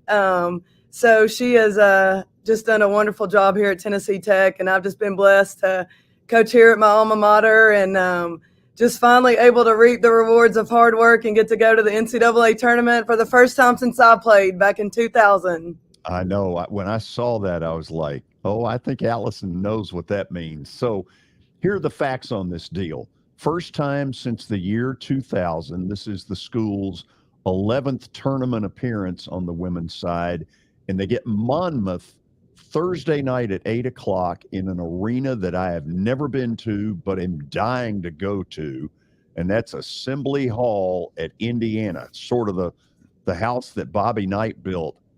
Kim, first of all, congratulations. Thank you for taking the time to be with us. George, thank you. And thank you so much for having us on. And hello to Coach Brown over there, who is a legend in Cookeville. So it's great to be on with you guys and to talk about Tennessee Tech women's basketball. I left my voice in Evansville 2 weeks ago, and I'm still trying to find it. So you'll have to bear with me a little bit today. Yeah, you better get it back by Thursday. No doubt. When did you all know that this team was something special and had a chance? Well, George, we've been building towards this. The last 5 years, we've been really good, especially the last 3. Last year, with a group of we had 5 fifth-year seniors that came back to play for us and take advantage of their COVID year. We got to the championship game and fell short against an outstanding Belmont team. And while we lost a lot of experience, lost 3 all-conference players, 3 1,000-point scorers, we also returned a very, very good group of talented young women who, while some of them had started, but not all of them, they had waited their turn. And we knew going into the season, when we opened up the season with a big win over Ball State, who was one of the top teams in their league, we knew if we could continue to play as hard as we did that night, we were going to have a chance. And just like any team, right? There's a reason they call it a season. And we had some highs. We also had some lows throughout the season. But we took those losses as lessons. And we were ready once we got to Evansville, and I think we had a very determined group when we rolled into Evansville a week and a half ago. Allison, I'm guessing that either you've brought up the subject or some players have asked you, what is an NCAA tournament game feel like, and how much different is it than a regular season contest? Well, just playing here, and you can see the banners in the background, it's good look, by the way. When I walk in this gym, I have 4 of those when I was here, and I've always told them, it's life-changing, that you walk in here. I mean, I've been gone 21 years from a player, and, just walking in this gym every day, and I look up at those banners every day and just how special it is just to know that you did that, that you did something really special that not a lot of people get to do, that you get to hang a banner, that you get to go to an NCAA tournament. And, I've told them all the time, it's been literally 23 years and just a special, special group. They laughed at me after the game, after the championship game. They're like, Coach Allie, you never have to tell us that again now. Then we walk in that gym because we're going to get to see a banner hanging. Kim, how cool is the whole watch party piece of it? I mean, you're in. It's not like that was, a surprise at all, but still to see the emotions pour out of people that care about your program, how cool was that? That's a great question, George, because Coach Allie talked to them a couple weeks ago, and we talk about, yes, the game was incredible. Beating Little Rock the way we did after we had lost to them twice was amazing and a feeling they'll never forget. But last night, those are the moments that they're going to remember forever. The outpouring of our community last night. I mean, we went to a place called Midtown Social. We came in on the bus. The band was there.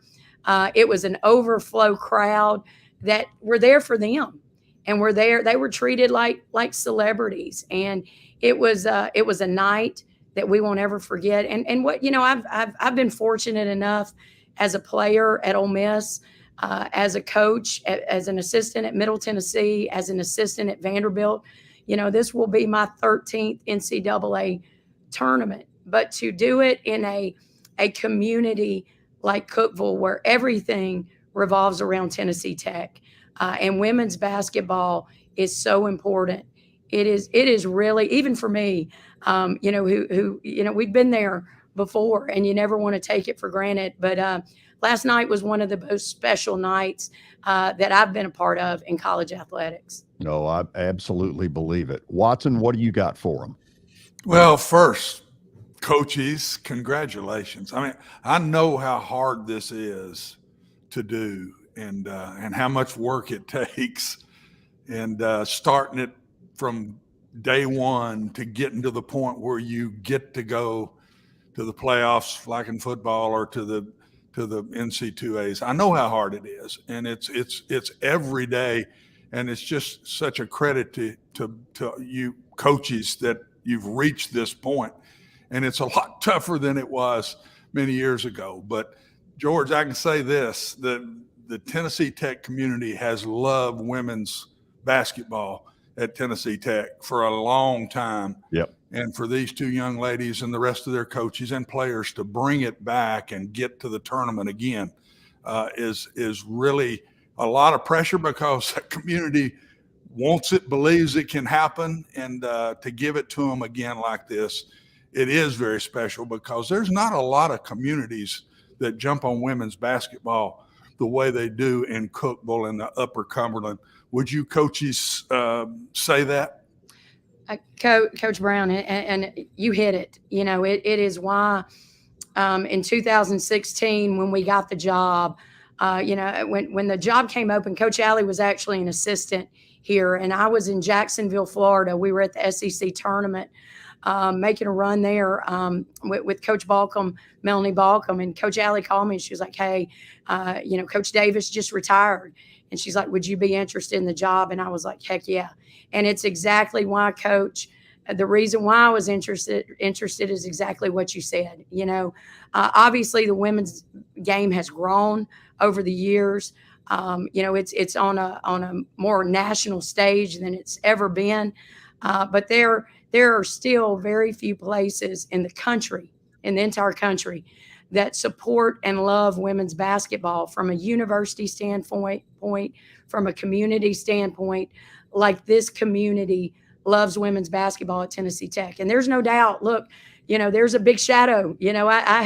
We were filling huge shoes, in Bill Whirl and Mary Nell Metters, and people still talk every day. Like Coach Alley said, we look at these banners every day when we walk in here, and we knew the responsibility that we were taking on here, but we also knew it was a place that we could win, and we could win championships. And, it's been a long process. This is our 7th year, and we've been really good the last 5. Our first 2 years, we didn't win a lot off the court, but we were winning in the classroom. We were winning in the locker room.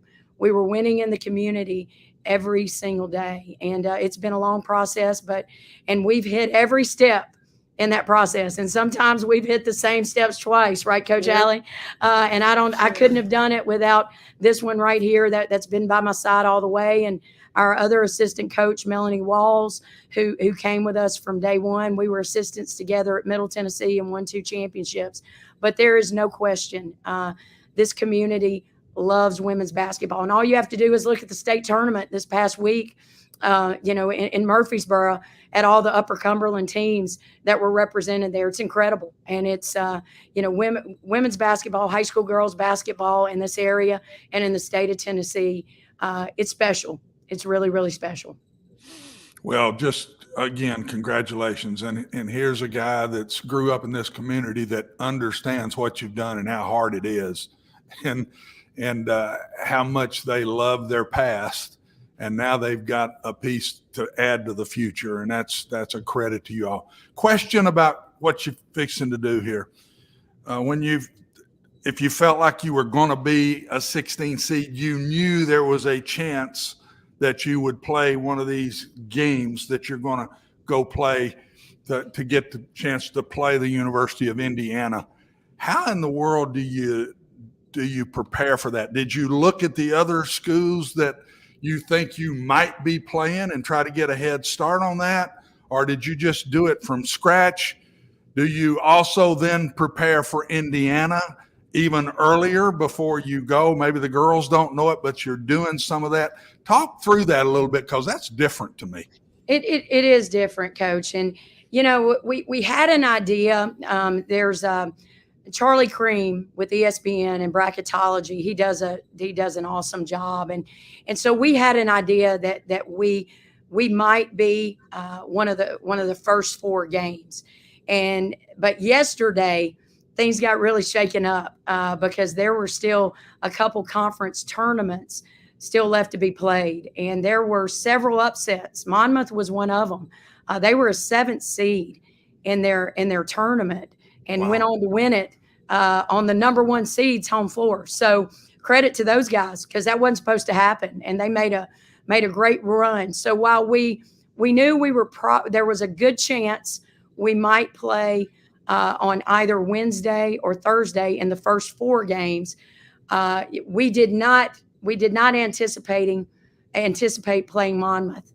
So obviously, if I look like I haven't gotten a lot of sleep, or Coach Allie looks like she hasn't, Coach Wallace has the scout, and Coach Jasmine Sincor, we hadn't slept a lot since last night. And Coach, you take it, and this is Coach speak, but you never look ahead. We don't get to Saturday unless we take care of Thursday. And we're playing a very, very good basketball team who is as hot as anybody right now. And they're playing at a very high level. So all of our focus right now is on Monmouth and winning that first game. And then when we take care of business on Thursday, we'll start getting prepared for an incredible Indiana team. But we've got to make sure we take care of Thursday first. Do you like playing the play-in game? Or they don't really call it that, but do you like that? Is that a thing that you think it's neat for your kids? Because to me, you win that game, and you're going to have to work to do that. But to win that game, and you've already played on the floor you're going to play on, in some ways, I see it kind of as a plus. Well, and absolutely, that's how we're approaching it, because we get an additional game, hopefully, but we just want to play, Coach. You know how that is. You just want to keep playing, and we're guaranteed 40 more minutes with this incredible group, and it didn't matter to us who it was, where it was, when it was.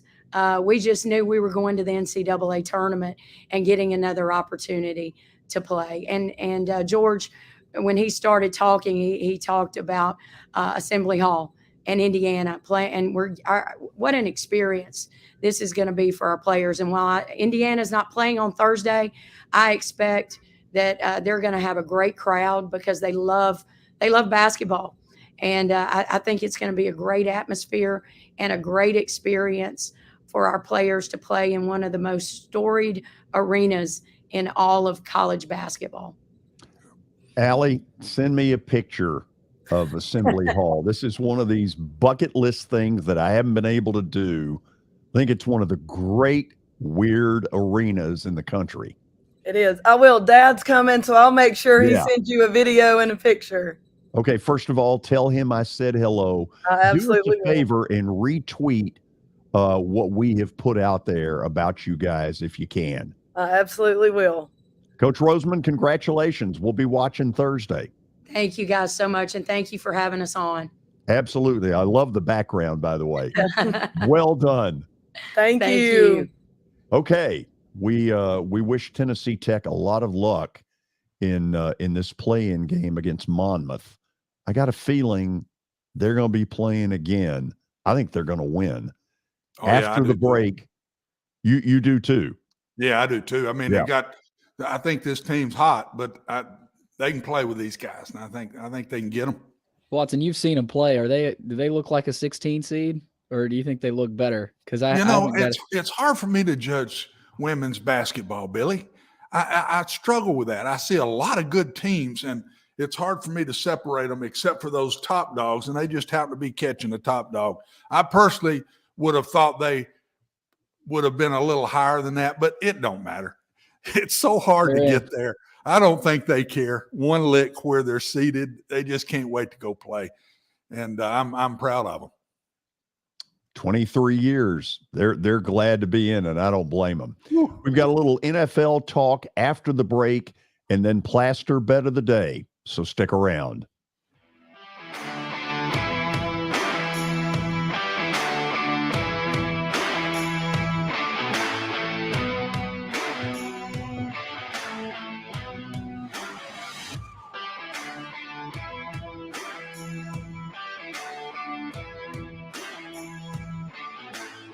Hey, thank you for meeting with me today. The insurance company has made an offer. Already? How? They've offered you the entire policy. Thank you, Blair. You're so welcome.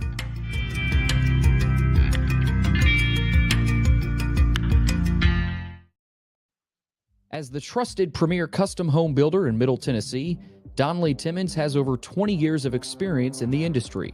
Whether you're looking to build your dream home or renovate your current home, their team will ensure that every client and every remodel is unique, luxurious, and completed on time within budget. Founders Dustin Timmons and Joey Donnelly have over 25 years of construction experience in the Nashville area. Together, they have completed projects in Forest Hills, Oak Hill, Green Hills, Franklin, and Brentwood. Dustin and Joey believe that communication is the most important aspect of all construction projects. Therefore, they personally manage each project themselves and are involved in job site activities on a daily basis. Their commitment to quality and integrity has earned them an outstanding reputation among their clients. Contact them to set an appointment for a free consultation or to view some of their completed projects. Give them a call at 615-456-7983 or log on to DonnellyTimmons.com. This is my buddy and former Nashville Sounds PA announcer Eric Berner. I always laughed in the old days at Greer Stadium when I would walk in, Eric would immediately play my favorite song, Van Halen's Jump. But then I learned he actually has a real job with Rockcastle Wealth Advisors. Yeah, George, that's what I do. I help people in the pursuit of making their money live as long as they do. Everybody's situation is different, so I use a customized and individualized, personalized approach to the person I'm working with. Old 401ks, retirement planning, insurance planning, inheritance planning. Those are things that people like to get some more information about. One of the things I find is people don't even know where to start, and that's where you come in. Yeah, so I can usually help people with an initial phone call or meeting that is a no charge and no obligation. And I'll bet you have a phone number and a website. I do, George. They can call me at 615-235-1058 or rockcastlewealth.com or Eric at rockcastlewealth.com.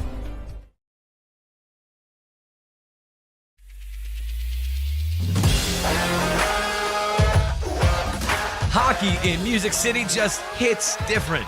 It's one big honky-tonk party. It's the sea of gold in the crowd. The goals, the saves, the celebrations. It's an experience like no other. Don't miss a minute of the action this season. Visit NashvillePredators.com/tickets to get your seats today. That's NashvillePredators.com/tickets. And we'll see you at Bridgestone Arena.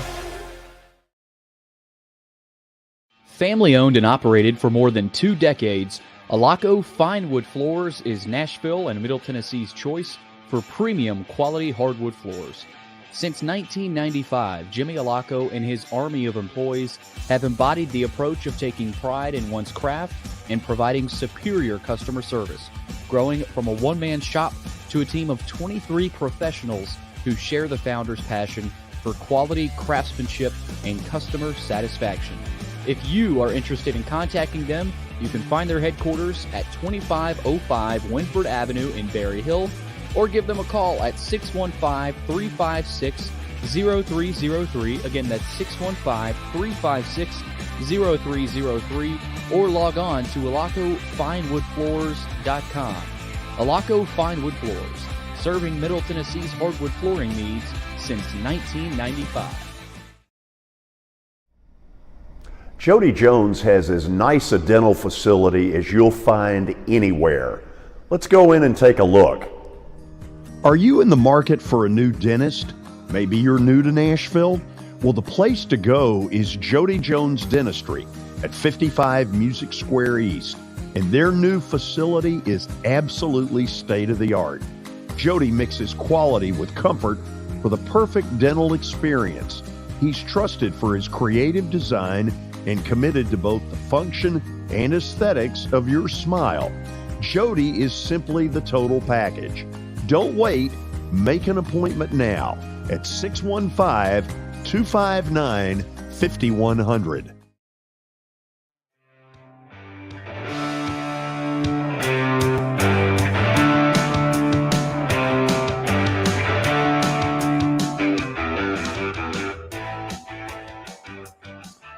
Okay, NFL free agency is sort of starting with the unofficial, you can cheat for 48 hours and talk, and then officially it starts on Wednesday. I don't get why that's necessary, but they didn't ask me. David, the rumor is out there that Aaron Rodgers has committed to the Jets, but best as I can tell, he's not told anybody that yet. Yeah, George. So according to Trey Wingo, the deal is done, that the Jets and Packers and Aaron Rodgers have come to agreement that Aaron Rodgers will be taking his talents to New York. On the other hand, though, Adam Schefter and Ian Rappaport have not confirmed this. So we're still in this waiting game. And even some free agents, from what I've heard, according to Diana Rossini, are waiting for that as well. They want to know who their quarterback is. Apparently, if Rodgers goes to the Jets, according to Rossini, that Adam Thielen and Alan Lazard are going to go to the Jets as well. Yeah. We're all waiting on Aaron. Oh, aren't we, though? We all bow down to him. Whenever you want to decide, you'll decide. Well, you know what? I mean, you got to laugh. As ridiculous as it is, he's been able to pull off this diva tour, for the third year in a row? Sounds about right. Yeah. I mean, he did the same thing last year, but I'm kind of with Watson. I'm not really laughing at it anymore. I'm just kind of annoyed with it. Oh, I think a lot of people are annoyed. You'll hear it out of Green Bay's locker room when he leaves. Yeah, but guys, you'd have to say, if this takes place, they shoot to the top of their division. They're going to be picked to be the top of the division if Aaron goes to the Jets. So it could completely change the Jets' outlook. An offense of Aaron Rodgers, Garrett Wilson, Breece Hall, Adam Thielen, Corey Davis. That's a pretty good offense. That's pretty appealing. Thielen would be, to me, the big signing for Rodgers if he can get him. So Nate Davis has left the Titans and gone to the Chicago Bears. 3 years, $30 million. So the Titans lose their guard. The Bears have been making a lot of activity in free agency. They have the most cap space, if I'm aware. They also signed Tremaine Edmonds from the Bills. So the Bears are making moves, obviously trading the number 1 pick last week, making moves with that money, trying to shore up that offense for Justin Fields. Watson, I think you've hit on something earlier today. If Lamar Jackson gets 0 offers on the open market, you're going to hear the word collusion a lot. Yeah, all the way to maybe a courtroom. Yes. I'm telling you, I don't understand it. I understand the owners being upset, but to go out and just none of you touch this guy, George, that's illegal in my opinion. I don't think you can do that. And I wouldn't doubt it goes to court, and I wouldn't doubt Lamar Jackson sitting out. I do not see him playing for the Ravens next year. I don't see it. If they're not able to come to an agreement. If he doesn't go somewhere and they don't do any better than what they're putting on him, I don't see him playing there next year. I just don't think he'll play. Sad, isn't it? Really sad. No, it's very sad. You want your best players in your league to play, and if he's not playing, that's not happening. No, that's and the injuries have been caused because of his effort to run the ball, in my opinion, as much as they've had him run it, and it's worked for him. And so the whole thing is just, and it all started, George, it all started with him not getting an agent. I think that started the whole thing, and it really hurt him. Yep. And to me, he could solve that issue even at this 11th hour and go ahead and get somebody. Yeah. I think it would help him. If he got an agent, I'm not sure now there might be somebody talk to him.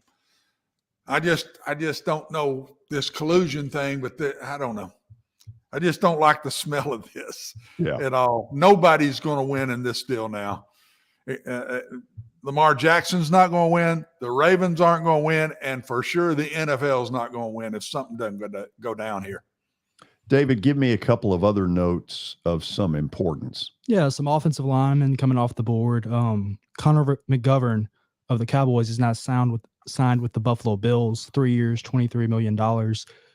The Jaguars lost their tackle, Jawan Taylor. He's going to the Chiefs on a 4-year, $80 million deal, $60 million guaranteed. Let me keep scrolling up through here. The Bengals have re-signed linebacker Jermaine Pratt, 3 years, $21 million. Keep scrolling for me. Give me one second. Jared Stidham, by the way, the Raider backup who got the start in the final 2 regular season games, has gone to Denver to be Russell Wilson's backup. Another backup quarterback that you like, Case Keenum, signed a 1-year deal with the Houston Texans, $6.25 million, $4 million guaranteed. Watson, I think he's the best backup quarterback in the league. Absolutely one of them. You're absolutely right. And what are the Texans going to do, guys? Are they going for a quarterback? Do they think the one they got can get them to where they want to go? It's going to be real interesting to watch them in the draft. Another move out there, the Falcons are giving former Bengals safety Jesse Bates a 4-year, $64 million deal that includes $36 million in the first 2 years. So big defensive player off of the Bengals roster. Falcons also got, help me, New England tight end, former tight end. Jonnu Smith. They also got, the Bears got Nate Davis. But yeah, the Falcons and the Bears have really amped up their rosters here today. And that Jesse Bates deal was the 4th highest paid for a safety in NFL history. So nice little payday for him. Good for him. And meanwhile, the Titans have not made a move at all today. So Watson, is that simply they don't have the money to make the moves? What do you make of that? To make no headways, we don't hear anything is a little funky, but I don't know. I'm sure they've got a plan, because what we thought they would do, they've kind of done up till now.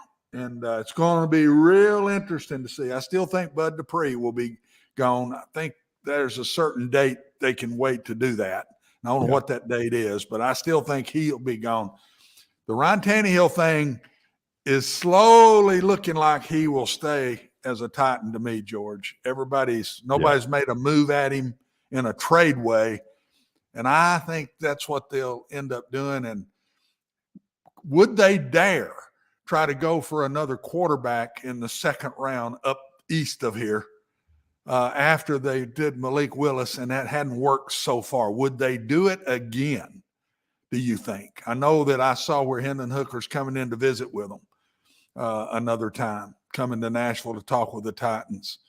And he's still rated really high. What I've said may come true. I'm starting to see prognosticators say he may go no later than the 2nd round. Oh, I think you've had that one. I'm telling you, he's played too good, guys.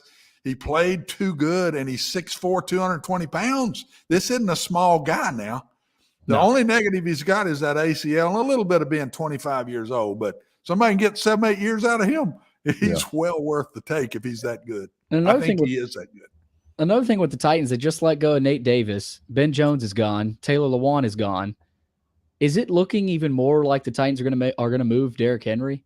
Because without those O linemen, what is Derrick Henry? I don't think it means that. I'm not saying they won't, Billy. But I don't think it means that. I think they're going to go free agent and draft heavy offensive line. That's what I think they're up to. And they got to go find a receiver. They got to go get at least one bona fide receiver somewhere. And but I think they're going, first thing they're fixing is the offensive line. When they start in this free agency and draft, look out, it's going to be a bunch of offensive linemen. Billy, what do we got on Plaster Bet of the Day? Oh, we're ready for it. Plaster Bet of the not? Day. Why not? Brought to you by Bart Durham Injury Law. They are lawyers you can trust. Give them a call at 615-242-9000 or log on to their website at bartdurham.com. George, let's take a look at what happened over the weekend. And this was a pick that you made. Was it Friday night? Yes. Okay. Vanderbilt in Boise State. Vanderbilt somehow upset Kentucky, so you won that. Boise State, that lost. So did they not cover, or did they lose outright? Believe they lost outright. Okay. I think it was Utah State. Right. Yeah, that's right. It's been so long ago, but yeah. Still they 10 over, lost. still 10 over 500. Looking good. Watson. This is the week though, isn't it, Watson? This is the week, man. I'm going to watch him this week now.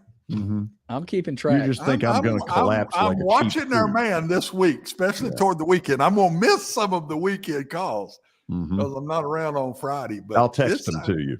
I want to see where you go. How many are you going to good make? right now? But now it's time to see what you got. But how many am I going to make? How many are you going to make Several. Thursday and Friday? There will be gifts to the people.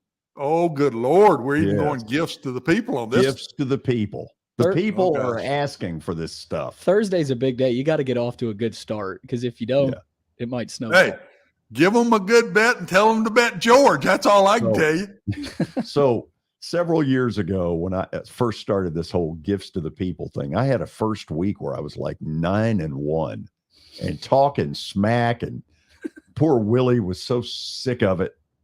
And then the next week, 1-7. He was probably on you. Yeah. Anyway, look, there are no college games tonight, so I struggled to find anything. The association. Yes. It's a little slow when we go association. I'm taking Golden State at home against Phonics. When in doubt, take Golden State. Yeah. Klay Thompson's going to hit about 16 threes, and I'm going to be 11 over 500 when we reconvene tomorrow. Watson, we got a good show tomorrow. Got Tony Basilio joining us from Knoxville. Need we say anything else? Nope. That's always a blast. Can't wait. See you then. Behave until then. I'll do my best. Watch that Golden State game. I know you will. Yeah, I'm going to watch it close. Yeah, it's a late game. Might want to take a nap. I'll be dreaming about it. Billy, George, you watch it too. David, y'all behave. See you tomorrow. See you.